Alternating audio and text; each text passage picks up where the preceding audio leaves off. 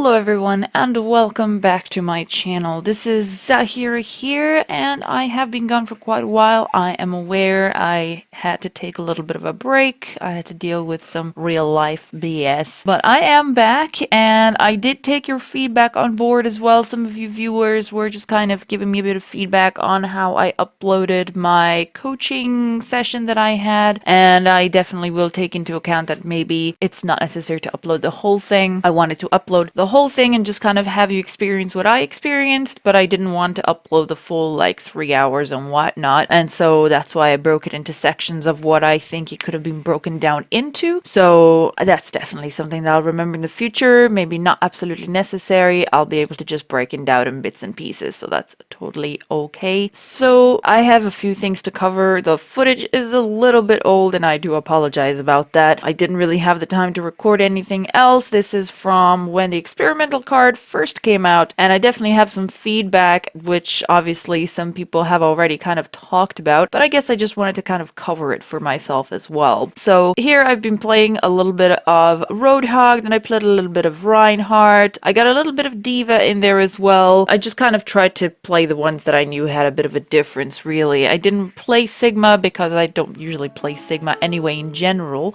Excuse me, that's my phone. I'm definitely gonna turn that off. But yeah, I mean, how to put this? I love it as the experimental card. I would love playing it if it was its own game mode. I just wouldn't want it on my live competitive games. Maybe if it was its own competitive mode, like a completely different thing, like if we had capture the flag competitive and we had maybe something like this competitive, maybe buff up the tanks to the point of being absolute monsters where, you know, obviously it would have to be one tank representing two, so they would have to hold up, you know, as much as two tanks have always held up, simply because it's easier to do it that way rather than like nerf all the characters in Overwatch to make it suit the fact that there's only one tank, you know? Just buff up, you know, the tanks to be super high HP, maybe high HP regen. I mean, every time that I think about it, I think about League of Legends. So some people were like, oh, you know, it's too FPS-y. Jeff himself was saying that he wanted it to feel more FPS-y, but to me, I mean, maybe I was just really lucky, but it felt a lot more MOBA-esque in a sense, because everyone was just kind of playing around the one tank, or at least, again, that was in my games. From what I understand, there was a lot of people who got very unlucky and got very toxic DPS people that just didn't want to play together, and, you know, the good old days of, I want to play Widowmaker, and they don't know how to fucking aim for shit, you know, that kind of stuff apparently happened to quite a lot of people. But in my games, I was pretty lucky. I ended up in a group right away. First, I did LFG. I didn't find anyone, so I was like, whatever, I'm just gonna solo queue, see what happens. And I actually ended up with a really good team, and we all actually tried to take this kind of seriously, you know, as if it was going to be on the live game, just to see how we would deal with it and what tactics we would use in that kind of case. And I mean, I found it pretty good. I found it pretty good. Everyone was playing around the tank and they were sticking together. They kind of knew the value of not dying, and the fact that you could die a lot easier, being kind of squishies all spread across around the map. And I played mostly Reinhardt, and it was amazing. He was the most buffed up out of all the tanks, and I think that's how it should be in that case. It should be the kind of thing where the tank needs to be a scary ass tank. It should be something where people are like, right, only our tank can go up against that tank, otherwise we're fucked. You know, that kind of thing. And I think there's definitely potential in it. I just wouldn't have it in our games. I mean, I didn't play Zahyra, but apparently Zahyra is like OP. I played against Zahyra. I didn't feel like she was that OP, maybe just because the player who was playing Zahyra was just not that good. To be fair, she wasn't using her bubbles as much as she could have been. But I mean, yeah, it wasn't anything that was incredibly bad for me of an experience, but it definitely was enough for me to see that it just wouldn't work in what is today's competitive. Like if they were to do that, it would be a disaster. All the pros as well would be thrown into chaos. Whoever worked on getting their training and all the hard work that they put into being actual off-tank experts and just kind of learning how to use off-tank really well. But then, of course, just the whole kind of team formation animations and everything, it would just completely change so drastically. You no longer have that security of when one tank dies, the other tank can kind of hold up and just wait for the main tank to come back. It won't work like that anymore. So it's just the kind of thing that, like, it would just throw everyone off too much. I think if something like this was to be put into the live game of Overwatch, I think it would definitely be it would be detrimental to Overwatch as a whole, and people would just, I think, stop playing it. Most people would stop playing. A lot of people already have, but I think it would be even worse if this was put into the live game. Other than that, obviously, I did want to cover the news for Houston Outlaws. Now, that was, of course, the first time that I recorded this, which was, maybe, what was it, 2 weeks ago? A week ago, 2 weeks ago? I think it was 2 weeks ago. Yeah, I wanted to congratulate them. Obviously, they have recovered from what was a god-awful experience of many, many losses, but I think it was just amazing. I think it was one of the most exciting matches I'd ever seen. I support NYXL, but I think this was definitely by far one of the most exciting matches that I had ever seen. I'm happy that they finally lost their losing streak, and in fact they had 2 wins in a row. I think they can really, really do something about that, and that's something else as well that brings me up to the recent events. Obviously, we all know what is happening with the global pandemic that is the COVID-19. The matches have been canceled, or more like the live matches have been canceled, the live events, but apparently they're going to be streaming the matches online, which I think it's not going to be too bad, really. I think a lot of people are saying it's going to be really, really bad for Overwatch League and how it's going to be, and I don't think so. There's a lot of stuff that's always done live, and it's not live in a stadium, you know? I think it'll be fine. It's obviously going to be a little less exciting to watch because you're not going to be able to hear the crowd cheering, and of course for the teams themselves it's not going to be the same because they're not going to have a homestand where they can hear their own fans cheer and feel better about playing. I think that definitely the Houston Outlaws had a lot of courage put in them just by playing at their homestand in general. So I think it's definitely something that it makes a difference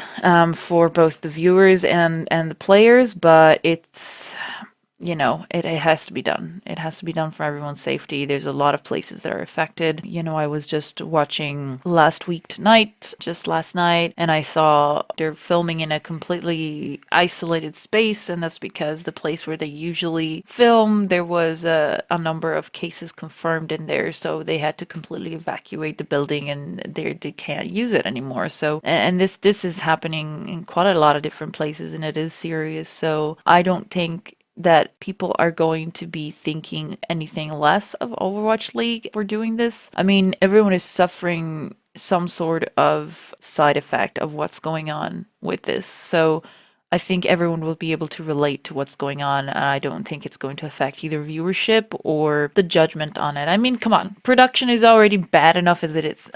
So I don't think that it can get any worse, really. In fact, I think this would be really good for production to kind of gather their senses and be like, right, okay, so this is what we fucked up during the live sessions, you know, so let's see what we can do now, you know, kind of thing. But I think it'll be fine, really. And then of course, season 21 in Hero Bands. Right. So I have a little bit about that too. I mean, what's going on, Jeff? I believed in you. I believed in you when I saw that first band, and I was like, yes, May, Hanzo, Orisa, and fucking Baptiste. I was like, yes, you know, he's targeting the right characters. That means that now, whatever we play, I was expecting it to be somewhat similar to Overwatch League. Like, I know that he said that it was going to be, like, picked differently. It wasn't gonna be, like, based on the 10% pick rate up and whatnot. But I mean, I was expecting it to be somewhat meta targeted, but like there's no balance in that at all. Like, where did you think it was a good idea that out of 8 tanks you would ban 1, out of 7 support you would ban 2, and they're the 2 main healers, right? And out of the gazillion of DPS, you just, oh yeah, let's take out Reaper, because why not? Wow, why, Jeff? Why? Okay, So that's my rant anyway. I'm pretty sure a lot of you feel very, very similar to that. And honestly, I don't know. Maybe he's experimenting something. God only knows. Actually, Jeff only knows. I mean, at this stage, I don't even think that people working with him know what he's thinking. Let's just put our faith in Papa Jeff and hope that he's up to something. But let's just say that the games right now, I mean, I know that, I don't have any actual footage of the games right now at the moment, but they haven't been too bad for me when I play, when I play either role, really. Just because for me, like when I play support, I'm a mercy main, and I've learned to be a mercy main mainly due to positioning. If you don't know how to position yourself with mercy, you're kind of fucked. Your only survivability basically is just guardian angel, and even with that, you can be quite vulnerable if you're either hacked or you're frozen or if you're hooked or anything like that. You gotta guardian angel the smart way, gotta do a lot of super jumps. There's a lot of mercy tech that you need to learn to be able to stay alive, and of course the positioning is absolutely freaking crucial. So that's why I picked her up. And a lot of people,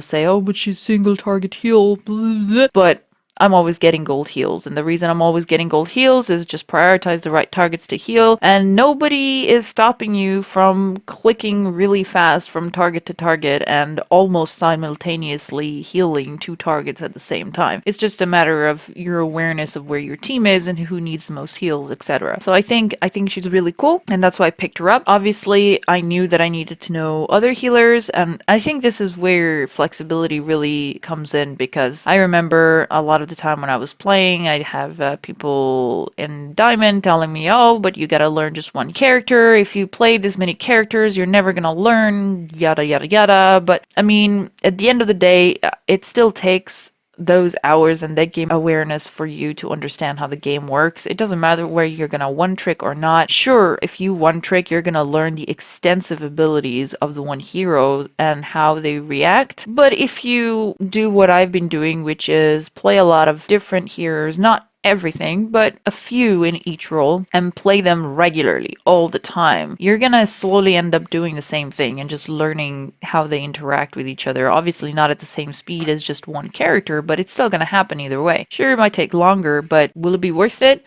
Obviously, at this point, yes, it will, because hero bans. And if you're one-tricking, you just know the one hero, well, you're kind of fucked for a whole week. Or actually more than a week, because I'm pretty sure the bans lasted more than a week. Now, please do correct me if I'm wrong, put it in the comments, but I'm pretty sure the ban lasted longer than 7 days. And I think that was better, because I think it really kind of gets you used to playing with a certain meta before it shifts again, and it's not this whole big-ass confusion thing of, oh my god, like, I'm gonna play this, but in a week I already have to play something else. But yeah, obviously I was a Lucio main much longer before. He was the support that I had the most hours on. That was just because he was the easiest to play really at the time. When I was playing with a controller, it was a lot easier to do all kinds of stuff with him. And yeah, recently I've been picking up on Anna and just learning how to do sleep darts and nades and stuff like that, just because I've realized how vital and important she is. But of course, then there's Mora as well. But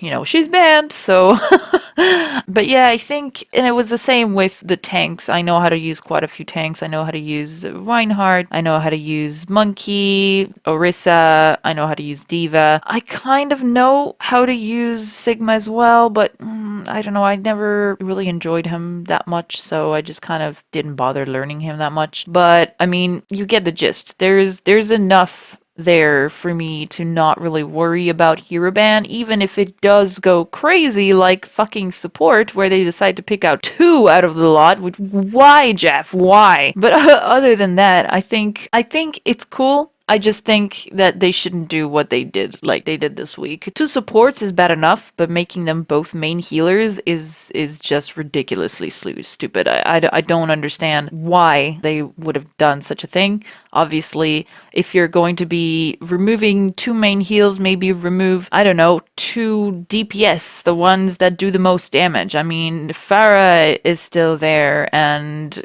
loads of other characters that do a fuckload of burst damage are still there. Like, what is the point in removing the main heals if the ones who do the most damage are still actually there and can still do the most damage, then the amount of healing is just not going to be good enough for the amount of damage that's coming in. So I don't know. It doesn't make sense. Jeff, you don't make sense to me. I don't know why you're doing this. Jeff, please, just please. Okay. Other than that, really, that's about it. That's my take on it. I know that there's a few Overwatch 2 leaks. I'm not too bothered with covering those. I'm not that hyped over it. I think they're not even leaks, to be honest. I mean, that is something I might want to cover. They're not leaks, guys. They're obviously not leaks. Leaks are, internal information that is shared without the company's knowledge, and then the company will follow up on that because there's a clear contract that you sign saying you're not supposed to divulge internal information. So it's just too weird that it's leak after leak after leak. It's obviously not leaks. This is companies pretending to leak the information, but it's just kind of teasing their audience. There's no leaks. I wish people would stop calling them that and treating them like they were leaks and just say, look, Blizzard just updated us on this cool new thing. Look at these talent trees for Brigitte and for Mora. This is awesome, I mean, if only they could just do that rather than, being like, wow, these are leaks. We don't know. They could be fake. They could not be fake. Fucking, they're obviously not fake. Come on. Anyway, I'm done. This is the video. I'm so sorry that I was gone for so long. I just had a lot of BS to deal with, and I still kind of do, to be honest, but I did make a promise I was going to upload today, which is Monday. I don't know if by the time I've uploaded this video it'll be daytime or nighttime. There's a lot to deal with at the moment with like work and COVID-19 and like editing, and my day is just, it's crazy. So anyway, thank you so much for watching. If you enjoyed this video, please leave a like and do subscribe if you want to know when I'll be uploading next. The hiatus is over, so I will start uploading again every week around this time. So if you are interested in finding out when I will be uploading my videos again, do press the bell icon. It's going to notify you every time that I have uploaded a video. In the meantime, I hope you guys are having an amazing day, and really, honestly, just stay safe, and if you can, self-quarantine, and I hope everything will be fine for everybody. Have a lovely rest of the day, and see you. Bye.